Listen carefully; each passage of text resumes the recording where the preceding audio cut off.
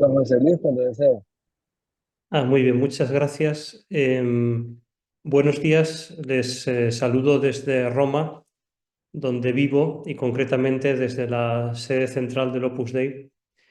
Y quisiera comenzar agradeciendo al Patronato para la Causa de los Santos de Honduras esta invitación, y en particular a Ricardo Reina.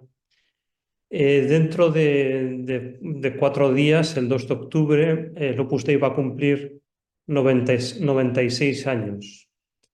Está muy cerca del centenario, es una ocasión que tanto para los miembros de la obra como para los amigos invita por una parte a la reflexión de lo que se ha vivido y por otra parte a soñar con la difusión de nuestro mensaje a todo el mundo. En esta conferencia nos vamos a centrar en el año, en el momento, ni siquiera el año, el día de la fundación del Opus Dei. Y después de una explicación, dejaremos un tiempo también para los que quieran hacer alguna pregunta. He dividido la sesión, la conferencia, en tres partes. Primero, los sucesos del día de la fundación del Opus Dei. En segundo lugar, el contenido del hecho fundacional. Y en tercer lugar, la novedad que supone el mensaje del Opus Dei también en nuestros días. Comenzamos con lo que ocurrió el día de la fundación del Opus Dei. Nos tenemos que situar en Madrid en el año 1928. En esa ciudad vivía un sacerdote que tenía 26 años, vivía con su madre viuda y sus dos hermanos. Se llamaba José María Escrivá Albás. Era un sacerdote diocesano de otra diócesis, de la diócesis de Zaragoza, y estaba en Madrid porque quería realizar un doctorado en Derecho en la Facultad de Derecho de la Universidad de Madrid. También se encontraba en Madrid porque había tenido algunas dificultades para vivir en su ciudad, en Zaragoza, motivadas por un desencuentro con un tío suyo, también sacerdote. Después de haber llegado a Madrid un año antes, se fue, concretamente era el 30 de septiembre de 1928, se fue a hacer ejercicios espirituales a la Casa Central de los Padres Paules en España. Los Padres Paules son los padres de la Congregación de la Misión y tenían una casa, era un convento que todavía existe hoy, se puede visitar, en la zona norte de Madrid. Este retiro, estos ejercicios espirituales comenzaron el 30 de septiembre de aquel año 1928 y acabaron el día 6. Asistían solamente 6 sacerdotes. De hecho, eran ejercicios espirituales en los cuales tenían algunas pláticas de algún sacerdote, pero la mayor parte del tiempo cada uno rezaba a solas con Dios. El tercer día del retiro, el 2 de octubre, José María Escrivá rezó por la mañana, celebró la Santa Misa y tuvo el desayuno. Después se retiró, como él escribió entre una plática y otra, se retiró a su cuarto para leer unos papeles. Desde hacía 10 años, desde que era seminarista, escribía en papeles algunas ideas y algunos sucesos que consideraba que eran inspirados por Dios. Y de repente recibió, como dijo él mismo, la iluminación sobre toda la obra. Tuvo una idea clara general de mi misión. Y con esta luz, también le cito, quiso Jesús que se comenzara a dar forma concreta a su obra, pues consiguió recopilar con alguna unidad las notas sueltas que hasta entonces venía tomando. O sea, hemos visto que tenía diversas notas, apuntes desde hacía 10 años, y de repente recibe una luz una idea clara general que da sentido a todas esas notas, que le da una cierta forma concreta. Se conmovió, se dio cuenta, también escribió, de la hermosa y pesada carga que el Señor, en su bondad inexplicable, había puesto sobre sus espaldas. O sea, se dio cuenta de la misión que Dios le había puesto en sus espaldas, se puso de rodillas y dio gracias. Y en ese momento, muy probablemente tenía la ventana abierta, porque en ese momento escuchó las campanas de una iglesia parroquial que estaba a 1 kilómetro de distancia. El asunto es que en esa zona de Madrid no había construcciones y por eso, a pesar de que estaba a 1 kilómetro de distancia, el sonido de las campanas le llegó perfectamente. Esa parroquia era la parroquia de Nuestra Señora de los Ángeles.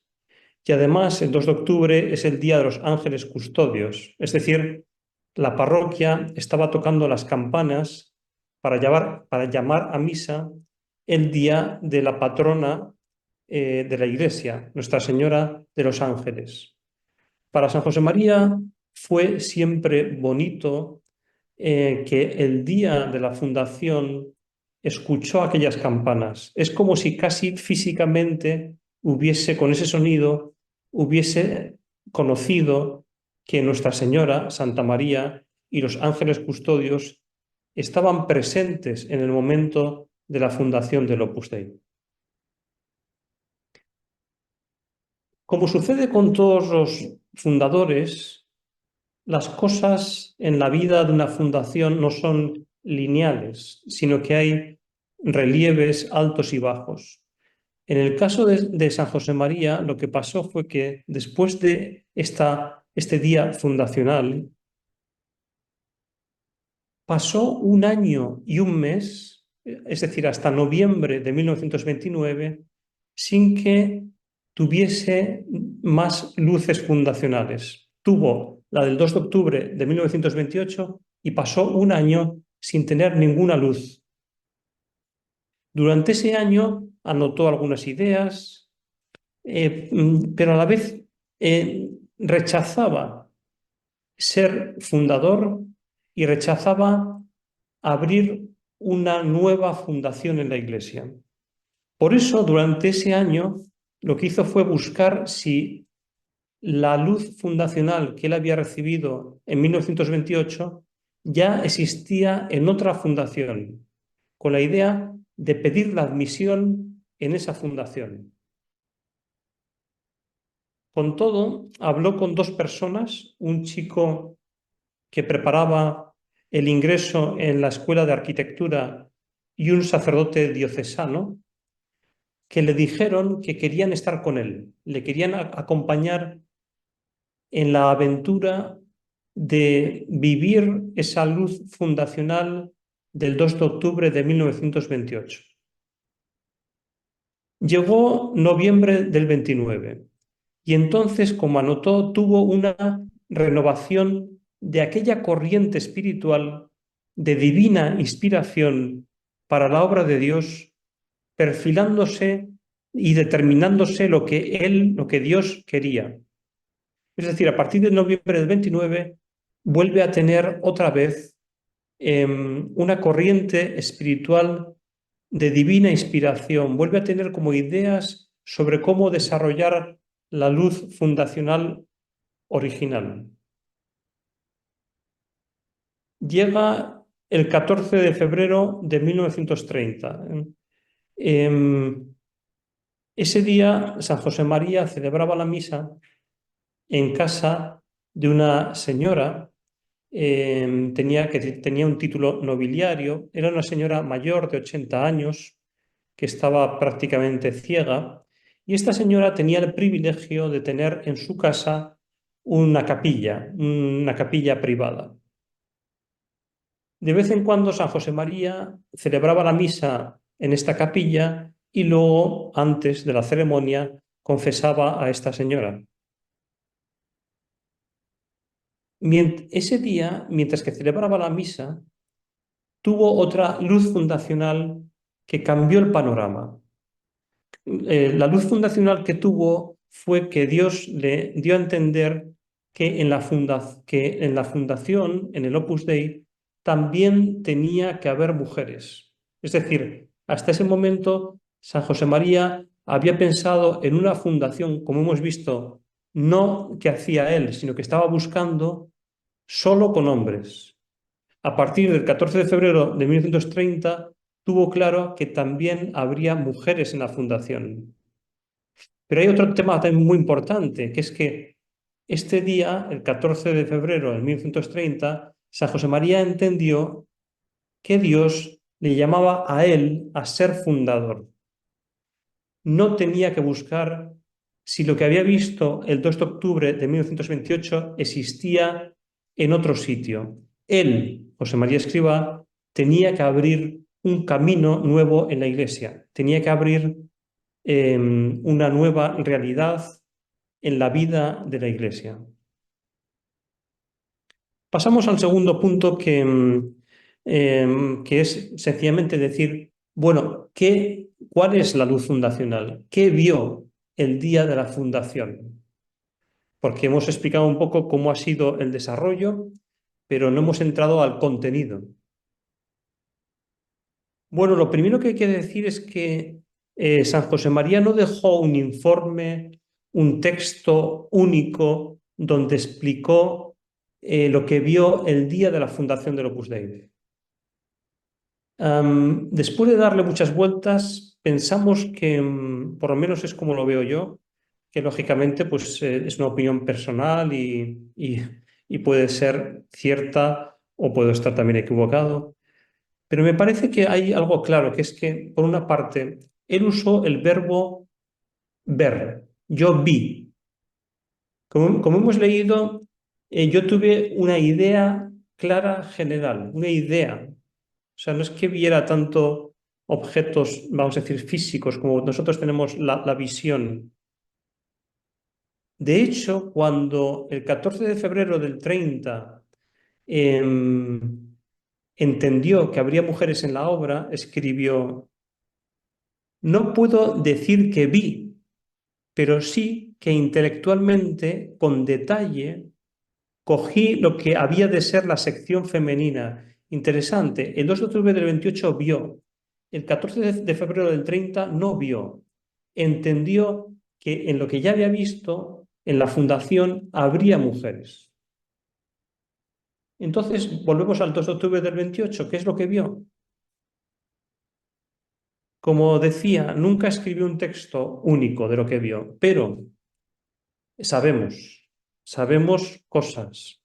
Sabemos por los escritos que nos dejó. Durante su vida dejó diversos escritos y fue contando algunas cosas. Sabemos por su predicación.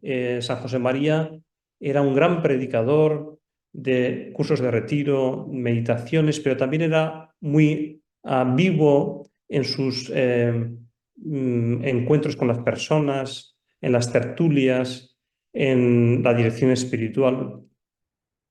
Y también San José María nos ha contado, y quizá esto es lo más importante, nos ha contado el 2 de octubre del 28 con su vida, con el ejemplo de su vida santa. ¿Qué vio? Podemos decir que, o hablar de dos realidades, un espíritu y una institución. Los explico. En primer lugar, San José María, que fue el único testigo del 2 de octubre del 28, nos dijo que él vio un espíritu. Como historiador, bueno, hice también la carrera de teología, pero soy sobre todo historiador. Como historiador, de algún modo podemos decir que vio un mensaje cristiano, un espíritu, un carisma. Habitualmente se dice que el carisma es un don de Dios. Un mensaje, pues es más una palabra, algo que se transmite. Pero quizá yo me quedaría con el espíritu, porque es la palabra que él va a utilizar durante su vida para referirse a la luz fundacional, el espíritu de la obra de Dios. El espíritu además es bonito porque el espíritu es vida, es algo que se encarna, que se hace propio. ¿Cuál es este espíritu? Dicho en una sola frase breve: la secularidad es camino para ser santo. Ahora lo explico un poco. Habitualmente, cuando explicamos este espíritu, decimos la santidad en medio del mundo. Y está bien, la santidad en medio del mundo. Tal vez me parece que hoy en día, por una parte, hablar de la santidad es como una idea como un poco genérica, o quizá alguno puede pensar en la santidad, pues no sé, de los grandes santos de la Iglesia, los apóstoles, los mártires, los papas santos o la Madre Teresa. Y en medio del mundo, pues quizá tampoco se entiende fuera de un contexto ya de gente que sabe mucho. ¿Qué significa? Todos estamos no sé qué significa estar en medio del mundo, ¿no? Técnicamente, en medio del mundo es la secularidad. Lo que San José María entendió es que los seculares en la Iglesia están llamados a la santidad. Es más, que ser secular es camino para ser santo, para estar unido a Jesucristo. ¿Quiénes son los seculares en la Iglesia Católica? Pues los seculares en la Iglesia Católica son el 99,94%.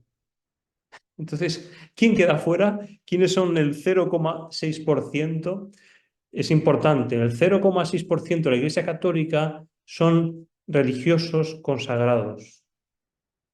Es importante porque cuando San José María recibió el Espíritu Opus Dei, estaba dirigido al 99,94% de la Iglesia Católica, a los seculares.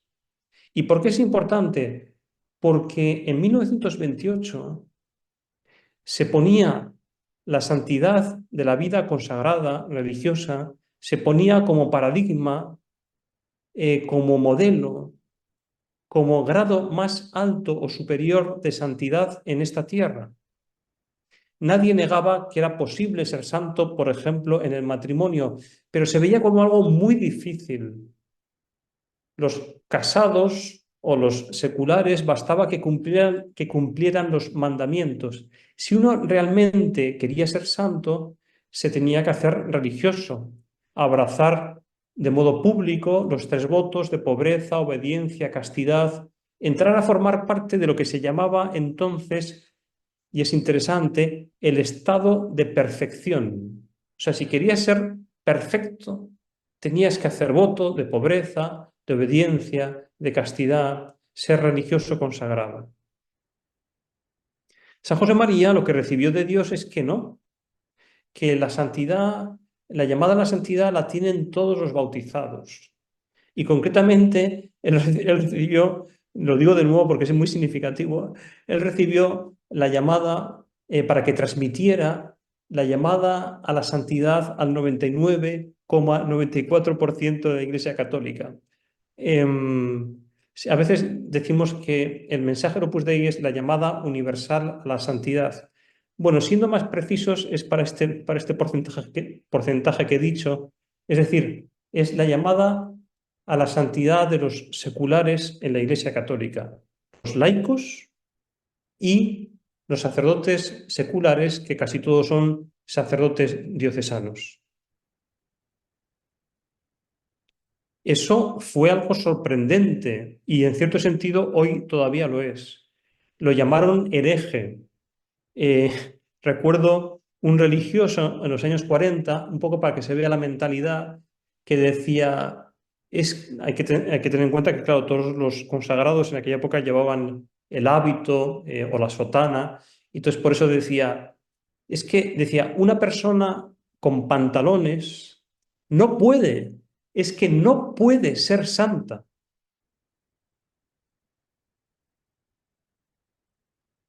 Este es el espíritu del Opus Dei, el mensaje que San José María recibió. Pero decía, también entendió que Dios le llamaba a abrir un camino en la Iglesia, a constituir una comunidad eclesial, una institución, una familia cristiana. es la familia del Opus Dei. Hoy en día somos pues, 93.000 miembros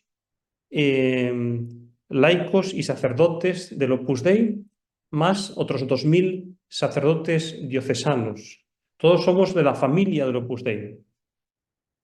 Y claro, a esta familia, esto es interesante, el fundador entendió por uno que se ingresa con una llamada divina, con una vocación.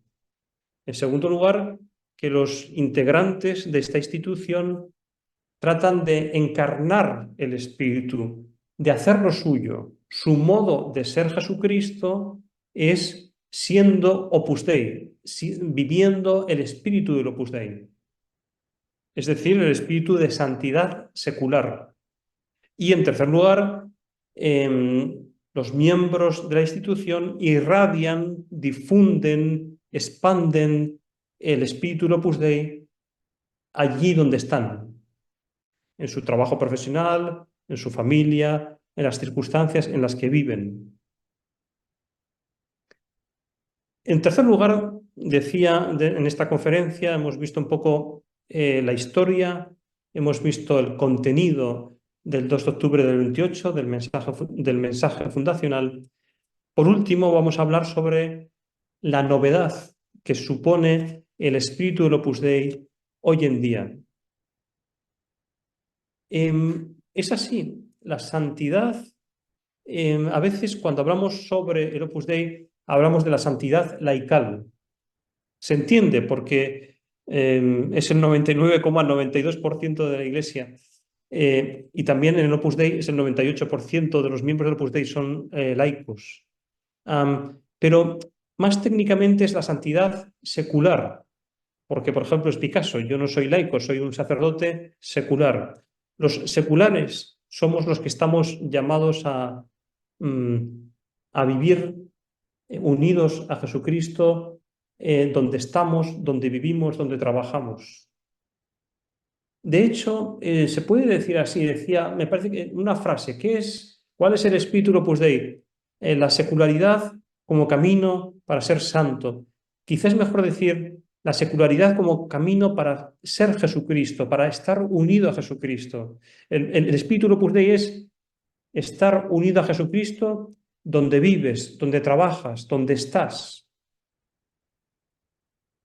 Esta novedad fue recogida por el Concilio Vaticano II. Sabemos que San José María vivió con gran alegría cuando comprobó que el espíritu de la obra estaba en el Concilio Vaticano II, que había llegado en esa, vamos a decir, en ese río de santidad secular que confluye y que acaba por reflejarse en los textos del Concilio Vaticano II.